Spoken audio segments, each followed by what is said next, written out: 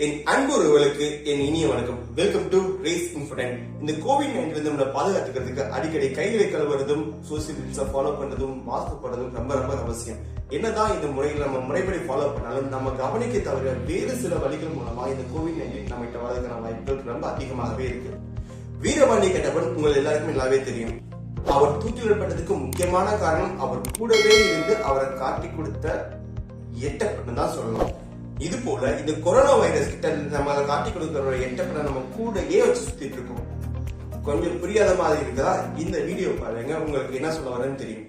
அகம் அழியவில்லை உனக்கு. உன்னை அழித்திருந்தால் என் அகமும் அழிந்திருக்கும். அல்லது எட்டப்பனும் தொண்டைமானும் எங்களிடையே பிறவாதிருந்திருந்தாலும் உனக்காவது அகம் உண்டாகாதிருந்திருக்கும். ஆனால் அந்நியன் உன்னை போற்ற வேண்டும், அது உனக்கு இனிக்க வேண்டும் என்று மட்டும் எண்ணாதே. நீ காட்டிக் கொடுத்தாய், நான் காட்டிக் கொடுக்கப்பட்டேன். இவனை கொண்டு போய் அந்த புளிய மரத்திலே தூக்கலிடுங்கள்.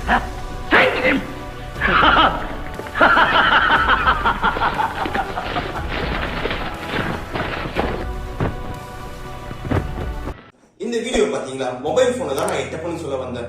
மொபைல் மூலமா எப்படி நம்ம கொரோனா வைரஸ் பரவக்கான வாய்ப்புகள் இருக்குது, அதை எப்படி தவிர்க்கலாம் சொல்லிட்டு இந்த வீடியோ நம்ம பார்க்கலாம் வாங்க.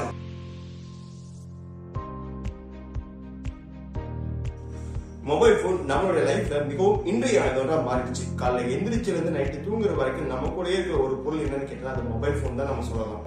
இதை இன்னும் சுருக்கமா சொல்றதுக்கு மனிதர்கள் அனைவரும் சார்ஜ் போட்டு வளைக்கின்ற ஒரு எலக்ட்ரானிக் செல்ல பிராணியும் இதை குறிப்பிடலாம். இந்த நிலைமையில நம்ம கடைக்கு பொருள் வாங்க போகும்போது பர்சோ பேக்கோ எடுத்துட்டு போறோமோ இல்லையோ, கண்டிப்பா இந்த மொபைல் போனை மறக்காம நம்ம எடுத்துட்டு போவோம். போற இடத்துல அங்குள்ள பொருட்களையும் கதவையும் துறக்கான சூழ்நிலை கண்டிப்பா உருவாகும். ஒருவேளை உங்களுக்கு டைம் பார்க்கணும்னு தோணுச்சுனாலோ, இல்ல உங்களுக்கு ஒரு போன் வருது அதை அட்டன் பண்ணி பேசணும் ஒரு கட்டாயத்துக்கு நீங்க தள்ளப்பட்டாலோ, இல்ல கூகுள் பே பண்ணிடலாம்னு சொல்லிட்டு நீங்க போனை பயன்படுத்தி நீங்க நினைச்சாலோ, இல்ல வாட்ஸ்அப் ஃபேஸ்புக்ல வந்து நோட்டிபிகேஷன் வந்திருக்கு, இல்ல மெசேஜ் வந்திருக்கு, ஸ்டேட்டஸ் பார்க்க நீங்க நினைச்சாலும் கண்டிப்பா அதே கையால போனை தொட்டு பயன்படுத்திட்டு உங்க பாக்கெட்ல போட்டு வீட்டுக்கு வந்துருக்கீங்க. இப்பெல்லாம் பெரும்பாலும் கடைக்கு போயிட்டு வந்த பின்னாடி சோப்பை போட்டு நல்லா கையா கழுவிடுறாங்க. கையை கழுவுற பின்னாடி நம்ம எடுக்கிற முதல் பொருள் என்ன கேட்டீங்கன்னா இந்த செல்போன் தான். இந்த சானிடைஸ் செய்யப்படாத செல்போன் மூலமா 30% கொரோனா வைரஸ் பரவக்கான வாய்ப்புகள் இருக்குன்னு சொல்லி நிபுணர்கள் சொல்றாங்க. இதுல இருந்து நம்மளை பாதுகாத்துக்க என்ன செய்யணும் கேட்டீங்கன்னா ரொம்ப ரொம்ப சிம்பிளுங்க. நீங்க கடைக்கு போகும்போது முடிந்த அளவுக்கு செல்போனை தவிர்ப்பது மிகவும் சாலச்சு இருந்தது. அப்படி ஒருவேளை நீங்க செல்போனை எடுத்துட்டு போனாலும் எமர்ஜென்சி கால தவிர வேறு எதுக்கும் அதை பயன்படுத்தக்கூடாது. நீங்க சூப்பர் மார்க்கெட் போன எல்லாரும் வந்து செல்லக்கூடிய பெரிய கடைகளுக்கு செல்லாம பக்கத்தில் இருக்கக்கூடிய சின்ன சின்ன மளிகை கடைகளுக்கு செல்வது ரொம்ப ரொம்ப நல்லது. ஏன்னா அங்க ஒருத்தர் தான் நீங்க தேவையான பொருட்களை வந்து உள்ளது எடுத்து கொடுப்பாங்க. அந்த ரிஸ்க் வந்து இன்னும் கம்மி பண்ணும்.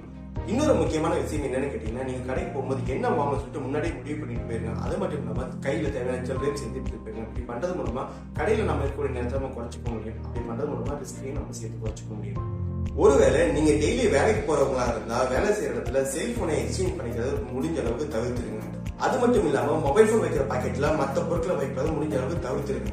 முடிஞ்ச அளவுக்கு உங்களோட மொபைல் போனை இடது பக்கம் இருக்கிற பாக்கெட்ல வைங்க. ஏன்னா 70% மக்கள் தன்னுடைய இடது கையை வந்துட்டு பெரும்பாலும் வேலை செய்யும்போது பயன்படுத்த மாட்டாங்க. இது ரிஸ்கை இன்னும் கம்மி பண்ணும்.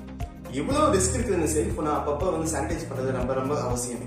நாம நார்மலா யூஸ் பண்ற சானிடைசரை ஒரு துணியில அப்ளை பண்ணி நம்ம இதோட சர்ஃபேஸை கிளீன் பண்ணி சானிடைஸ் பண்ணலாம்.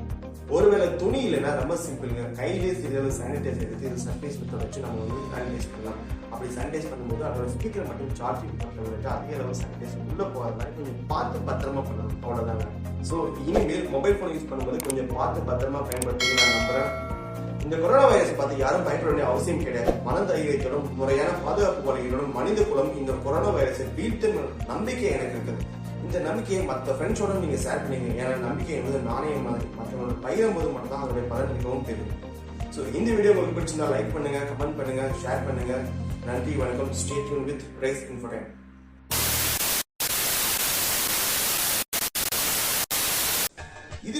இதிலிருந்து நம்ம பாதுகாத்துக்க என்ன செய்யணும் கேட்டீங்கன்னா ரொம்ப ரொம்ப சிம்பிளுங்க.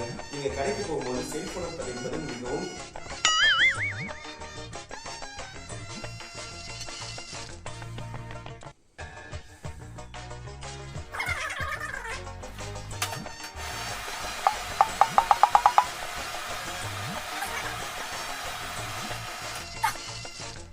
இன்னொரு முக்கியமான விஷயம் என்னன்னு கேட்டீங்கன்னா, நீங்க கடைக்கு போகும்போது என்ன வாங்கணும்னு சொல்லிட்டு முன்னாடியே முடிவு பண்ணிட்டு போயிருங்க. ஏய், கான்சென்ட்ரேஷனே வர மாட்டேங்குது.